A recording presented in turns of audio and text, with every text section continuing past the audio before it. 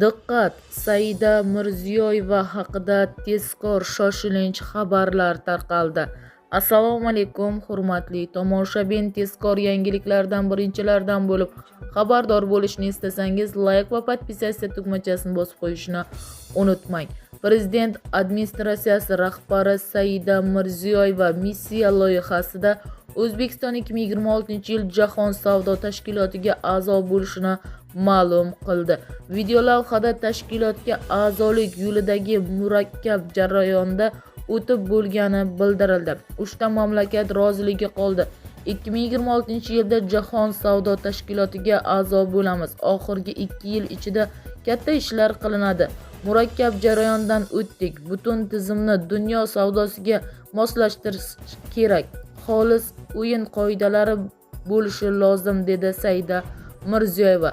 Lavhada Jest bosh direktori Ngozi Okonjo-Iweala O'zbekiston tashkilotiga qo'shilish yo'lida kuchli harakat qilayotganini olqishlagan. Ayniqsa so'nggi oylarda ajoyib nutqlarga erishildi.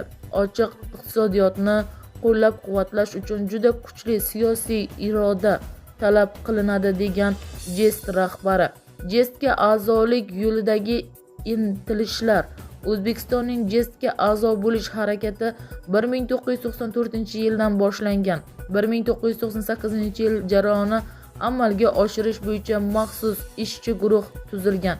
Lekin noma'lum sabablarga ko'ra a'zolik ishlari sust kechgan. 2005-yil o'rtalariga kelib xalqaro ekspert bilan uchrashuvlar to'xtab qolgan.